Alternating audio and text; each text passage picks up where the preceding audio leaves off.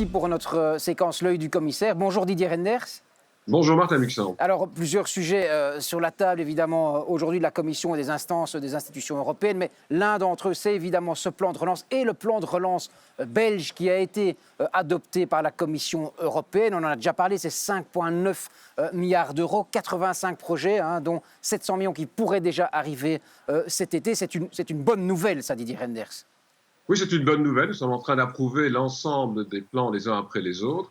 Et si le Conseil, dans les toutes prochaines semaines, approuve la position de la Commission, on pourra déjà avancer 770 millions à la Belgique sur les 5,9 milliards pour soutenir, c'est vrai, des projets d'investissement, soutenir aussi des réformes qui sont annoncées en matière de pension, par exemple, allonger la durée de la carrière, permettre à des personnes de rester plus longtemps au travail, mais aussi dans le domaine du digital, par exemple, investir dans la 5G. Et à Bruxelles, on sait qu'on a vraiment besoin d'adapter les normes pour investir dans la 5G. C'est un engagement du gouvernement belge également. Et puis d'autres réformes importantes, je pense au maintien de l'avantage fiscal pour les voitures de société, mais qui devront être de plus en plus compatibles avec les objectifs climatiques, c'est-à-dire être neutres en émissions de carbone probablement dès 2026. Donc toute une série d'évolutions qui vont vers la transition verte et la transition digitale. Et moi, je me réjouis notamment des investissements dans l'informatisation de la justice. Ça va dans le même sens, comme d'ailleurs l'investissement pour que les citoyens et les entreprises dans les zones moins couvertes par le réseau numérique soient enfin tout à fait capables d'utiliser le numérique comme les autres. Donc les zones rurales vont être avantagées pour rattraper un peu leur retard. Est-ce qu'il y aura un contrôle de ces aides effectuées par la Commission européenne ou est-ce que vous faites entièrement confiance aux autorités belges et aux gouvernements régionaux pour dispatcher ces montants qui sont quand même impressionnants, qui sont importants?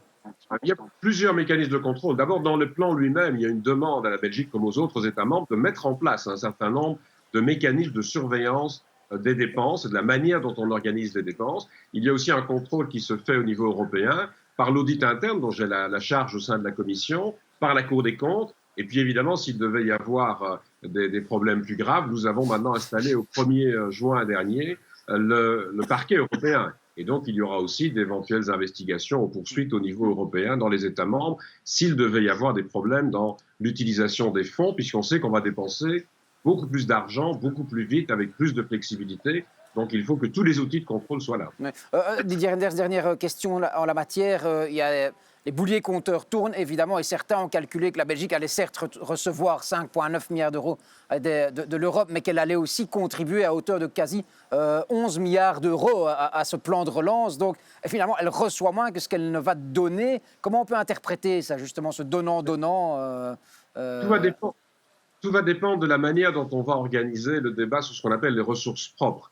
Parce que si nous arrivons dans les prochaines années à mettre en place de nouvelles ressources à l'échelon européen, notamment sur le secteur du numérique, les GAFA, ou sur les échanges internationaux pour instaurer un ajustement carbone aux frontières de l'Union européenne, si on importe des produits qui ne respectent pas la neutralité climatique, par exemple, si on couvre les besoins européens de remboursement des emprunts à travers ces ressources propres, il n'y aura pas d'intervention de la part des États membres de cette nature. Ce n'est que si nous n'arrivions pas à trouver ces ressources propres qu'il y aurait un financement. Et là, c'est vrai que la Belgique est plutôt un contributeur net. C'est la solidarité européenne. C'est évidemment ce qui permet de donner des moyens beaucoup plus importants à des régions qui sont beaucoup plus en difficulté ou en retard à travers l'Europe. Et de rattraper effectivement le retard socio-économique. Alors, l'autre point, évidemment, on en a déjà beaucoup parlé ici dans Club Europe, l'autre point qu'on voulait aborder avec vous ce jeudi, c'est les lois homophobes qui sont promulguées en Hongrie. Votre présidente de la Commission européenne a parlé de lois, et là je la cite, de lois honteuses. Qu'est-ce que vous faites pour empêcher qu'elles adviennent et qu'elles entrent en application, ces lois très controversées, Didier Reynders? Dès le lendemain du vote de la loi, c'était le 16 juin, je crois, le jour où je me suis exprimé, j'avais évidemment regretté le vote de cette loi, qui est une loi de discrimination en fonction des orientations sexuelles. Et ça, c'est le message politique, comme le Conseil européen le fait à travers un certain nombre de ses États membres, comme la présidente de la Commission hier l'a fait également. Mais on voit bien que les États membres n'arrivent pas à trouver de majorité pour prendre des sanctions, pour réagir d'eux-mêmes. Ils auraient pu prendre des décisions dans les différents conseils. Jusqu'à présent, ça n'est pas le cas.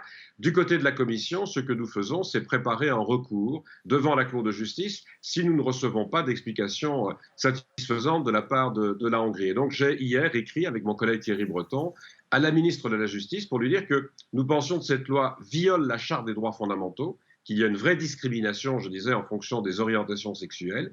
Et nous avons fait le lien avec certaines compétences de l'Union. Cette discrimination se traduit par des discriminations dans la distribution des services et des produits audiovisuels, ou des livres, par exemple, ou des films. Donc le marché intérieur est aussi touché, et le commerce en ligne est également touché. Donc nous faisons le lien entre la discrimination, la violation de la Charte des droits fondamentaux, et des compétences de l'Union. Et si nous n'avons pas de réponse dans les 7 jours, donc d'ici la fin du mois, nous voulons une réponse de la Hongrie, nous irons vers d'autres mesures, et notamment devant la Cour de justice, pour que la Cour de justice puisse sanctionner cette loi. Ouais. J'espère que les États membres pourront aussi franchir des étapes, parce que les États membres ont la capacité, évidemment, de prendre des décisions. Il faut pour cela qu'ils dégagent des majorités. Et elle peut, la Cour de justice européenne, faire annuler la loi hongroise? Ça, c'est question. Bien sûr, nous avons déjà obtenu certaines annulations. Je veux dire que c'est un peu une accumulation de dossiers. On peut avoir des remarques dans tous les États membres sur des législations, je l'ai dit notamment à propos de la Belgique sur la protection des données. Mais en Pologne et en Hongrie, on constate que nous avons une accumulation de dossiers sur l'indépendance de la justice en Pologne, sur beaucoup d'autres thèmes en Hongrie. Je pense à des lois qu'on a fait annuler maintenant, en ce qui concerne par exemple le financement des ONG, en ce qui concerne les universités, il y a des débats sur l'asile, et maintenant cette loi-ci pourrait être sanctionnée par la Cour de justice. Nous demanderons dans ce cas-là qu'effectivement la loi soit abandonnée, et si ça n'était pas le cas, on pourrait même aller jusqu'à des astreintes. Donc la Commission utilise tous les outils à sa disposition. J'espère que le Conseil pourra aussi s'exprimer très fortement. Bon, la Commission ne reste pas les bras croisés. Un grand merci pour cet œil du commissaire Didier Reynders. On vous souhaite une bonne journée. Bonne journée, à la semaine prochaine.